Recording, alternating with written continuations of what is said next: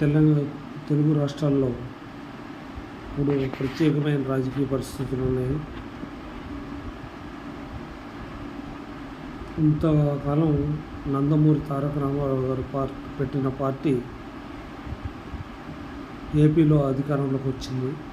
అది పవన్ కళ్యాణ్ పుణ్యమా, లేకపోతే చంద్రబాబు నాయుడు గారి పుణ్యమా, లేకపోతే కార్యకర్తల పుణ్యమా వచ్చింది. కానీ ఎప్పుడు అధికారంలో ఉన్న అధికారంలో ఉన్నప్పుడు కార్యకర్తల్ని, ప్రతిపక్షంలో ఉన్నప్పుడు కార్యకర్తల్ని ఓ రకంగా చూశారు. దాదాపు ఇప్పటికీ 4 సార్లు సీఎంగా అయ్యారు చంద్రబాబు నాయుడు గారు. ఆయన సీఎంగా చేస్తున్నారు, బాగానే చేస్తున్నారు. కానీ రాను రాను కార్యకర్తలకి పార్టీ అంటే విరక్తి పుట్టిపోతుంది. ఎందుకంటే నందమూరి తారక రామారావు గారు చేసిన రాజకీయం వేరు, ఇప్పుడు పాలిటిక్స్ చేసిన రాజకీయాలు వేరు. వైసీపీ నుంచి వచ్చిన వాళ్ళందరి పెత్తనం ఇప్పుడు అలాగే ఉంటుంది. వైసీపీలో ఉన్నప్పుడు వాళ్ళ పెత్తనమే, ఇప్పుడు గవర్నమెంట్ ఇచ్చినా వాళ్ళ పెత్తనమే. ఒకటి అవినీతిగా కార్యకర్తలు మన తెలుగుదేశం కార్యకర్తలు చెయ్యరు. కానీ వైసీపీ కార్యకర్తలు అలాంటి అవినీతికి పాల్పడిన సందర్భాలు ఉన్నాయి. చాలామందిని మళ్ళీ దీంట్లోకి తీసుకొస్తున్నారు. గంజాయిలో తులసి వనం మొక్క అన్నట్టు ఇప్పుడు ఆ బ్యాచ్ని తీసుకొచ్చి ఇక్కడ దీంట్లో కలిపితే మొత్తం ఇది కూడా కంపు అయిపోతుంది.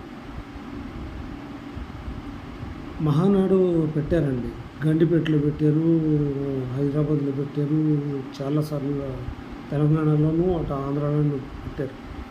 ఇప్పుడు ప్రత్యేక రాష్ట్రం అయినప్పుడు రెండింటికి మధ్య ఒకసాట పెట్టాలి. కానీ ఇప్పుడు ఏంటంటే ఒక ప్రాంతానికే పరిమితమైనట్టు మీరు కడపలో మహానాడు పెట్టారు. ఇరు రాష్ట్రాలకు మధ్యగా ఎక్కడన్నా తెలంగాణలో కూడా పెడితే బాగుండేది. నెక్స్ట్ మహానాడు తెలంగాణలో పెడతారని అనుకుంటున్నాము. ప్రాంతాలుగా విడిపోయిన తెలుగు జాతి ఒకటే అన్న చంద్రబాబు నాయుడు గారు అంటున్నారు. కార్యకర్తలుని పట్టించుకోవట్లేదండి. ఏ పార్టీ అయినా అంతే ఉంది. మీకు గల్లీ తిరిగి ప్రతి ఇంటికి వెళ్ళి మీరు ఎంతవరకు తిరగలుగుతారు? సీఎం గారు అందరి చేత పని చేయించాలి.